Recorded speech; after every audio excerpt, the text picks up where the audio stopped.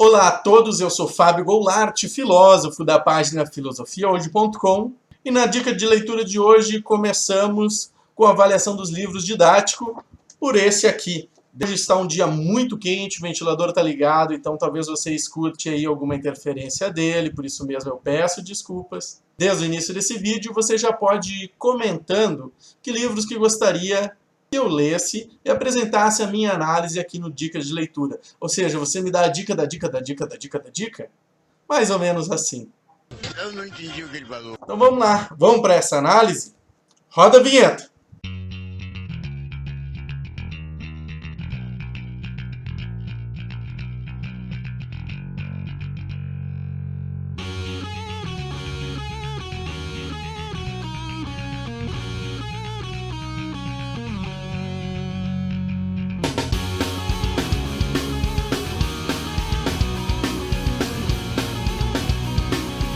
A intenção de uma obra de filosofia voltada para o ensino médio certamente não é de formar filósofos.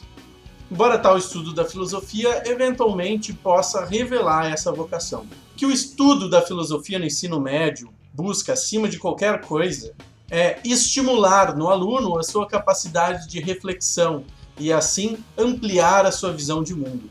Ampliação essa que é típica da capacidade de filosofar. Claro que a filosofia costuma trabalhar com conceitos, ela faz teoria da teoria, mas isso em hipótese nenhuma a afasta da vida do adolescente.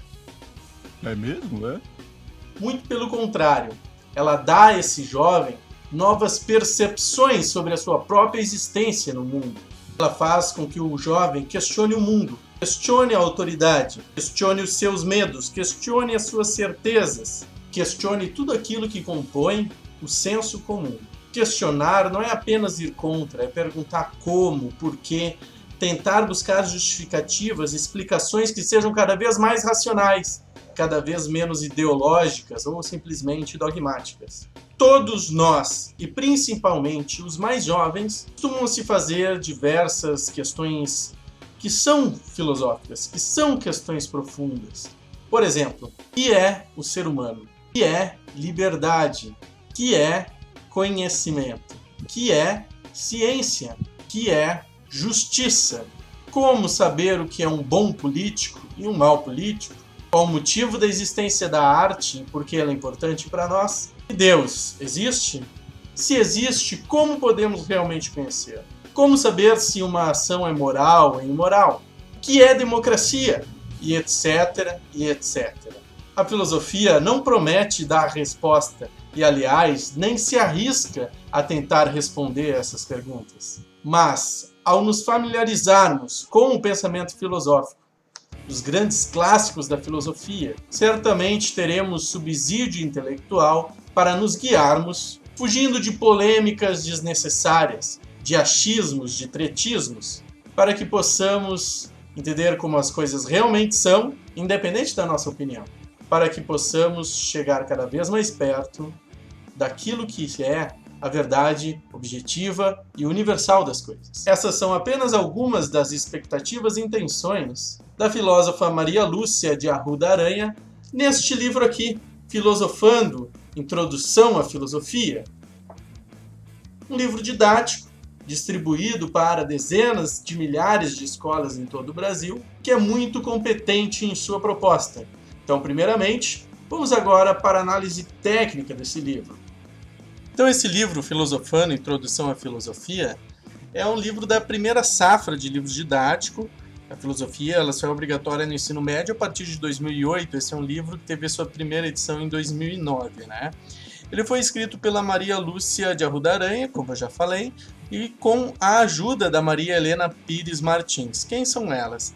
A Aranha, ela é conhecida no meio filosófico, não por trabalhos acadêmicos, mas sim pelo trabalho de divulgação da filosofia, principalmente para jovens, para adolescentes, na qual ela trabalhou a vida toda dando aulas, né? Então, já dá para se saber que esse vai ser um livro adequado para o seu público.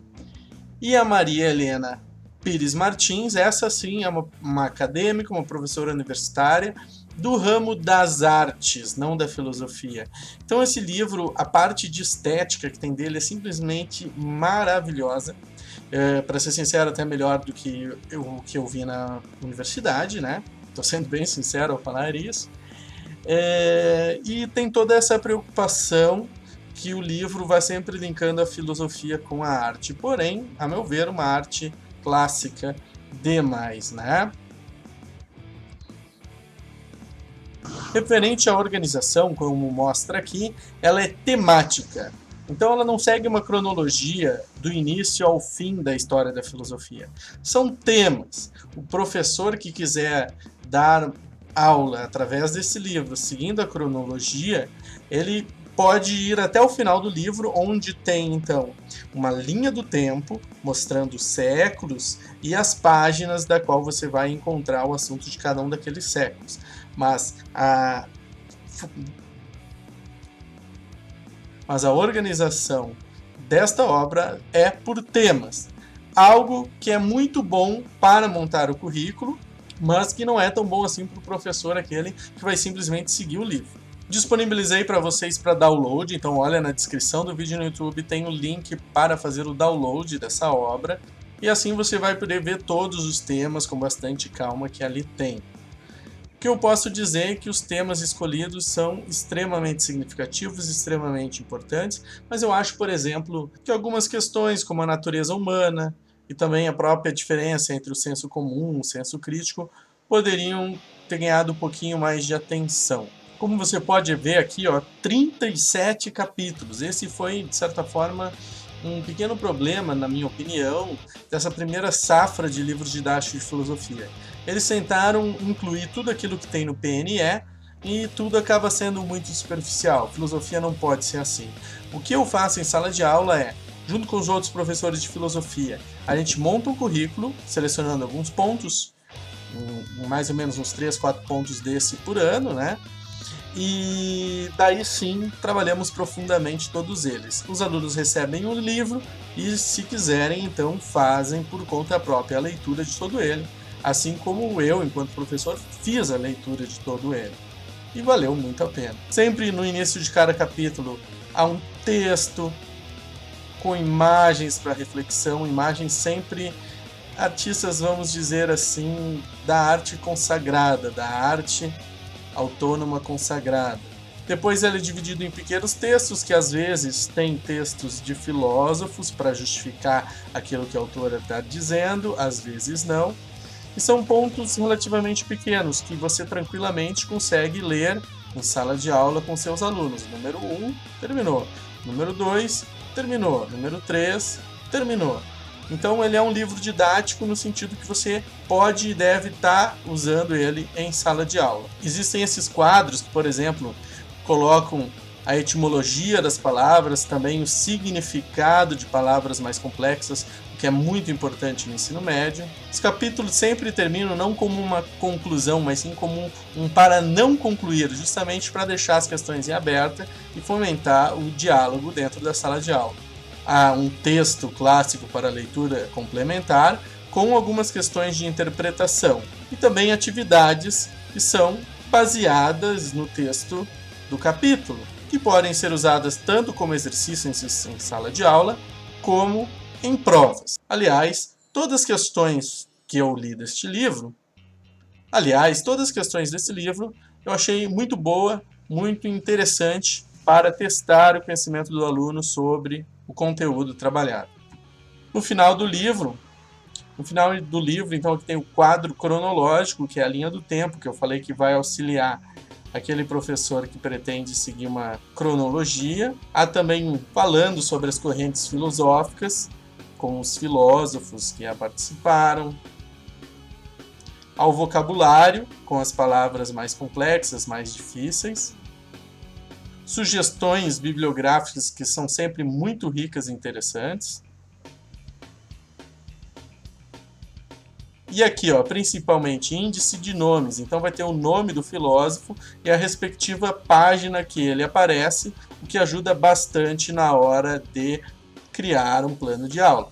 Além das sugestões bibliográficas, tem outras sugestões, até de filme, de livros, de sites da internet. Embora já um pouquinho desatualizado, vale a pena ser conferido. Agora então, um momento em que eu vou opinar sobre o que pensei desse livro e qual a melhor estratégia para trabalhar com ele dentro de sala de aula. Primeiramente, eu gostaria de dizer que ele é um livro didático stricto sensu, ou seja, ele é um livro, inclusive tem a recomendação aqui atrás, que o ideal é fazer com que os alunos tragam o livro para dentro de sala de aula e essa leitura, a leitura seja feita em sala de aula. Ele é escrito assim.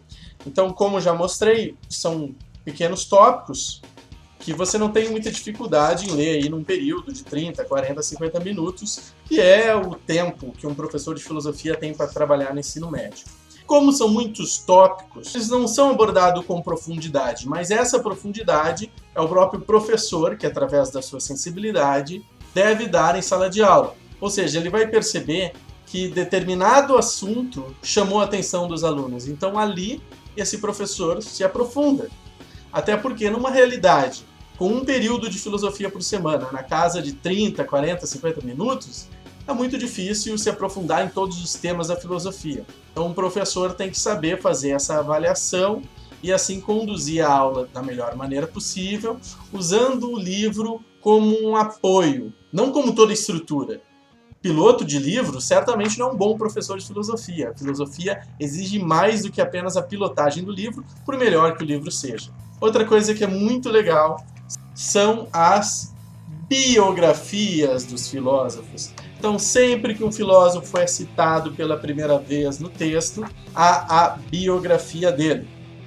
E isso é muito interessante, pois a gente vive numa sociedade que a pergunta "quem é?"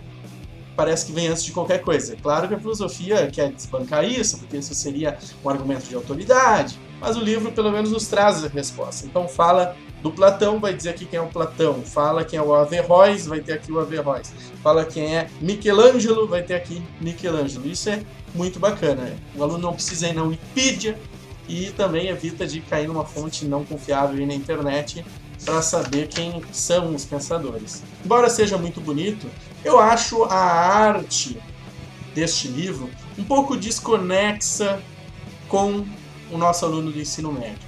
São grandes obras clássicas, modernas, consagradas das artes plásticas, mas muito longe da realidade do meme, a realidade da internet, a realidade do grafite, que é aquilo que mais chama a atenção do nosso jovem. Legal! Bem louco!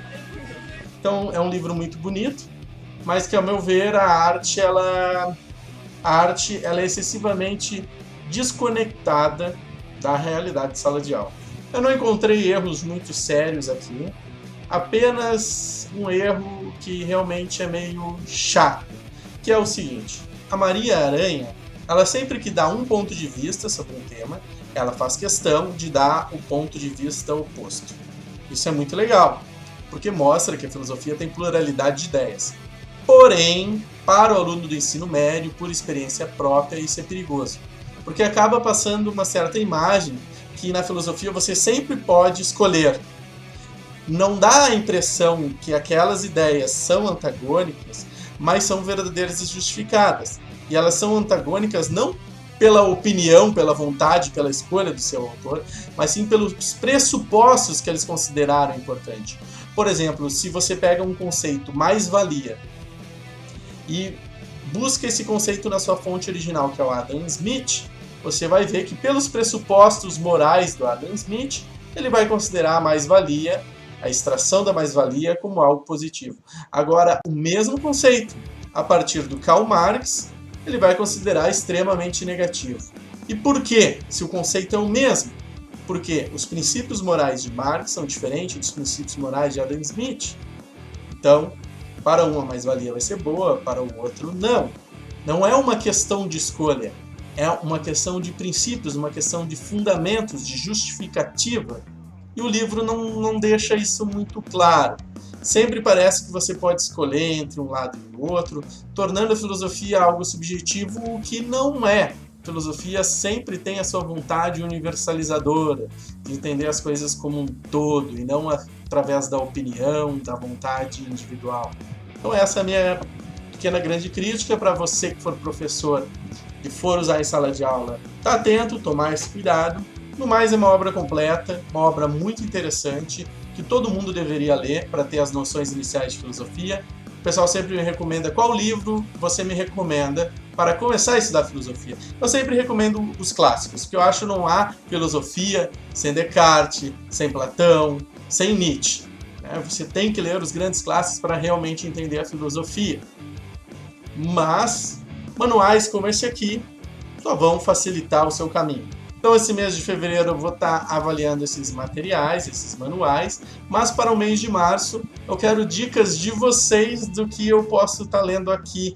Então coloque ali nos comentários e assim a gente participa, a gente dialoga muito mais. Obrigado, valeu e até a próxima! Se você assistiu o vídeo até aqui, muito obrigado. Agora clique no gostei, no curtir, compartilhe com seus amigos para que mais pessoas possam ver. Se ainda não é inscrito no canal, clique aí no vermelho e se inscreva. Para assistir os vídeos de game é o ícone verde e para ver mais vídeos de filosofia, o ícone azul.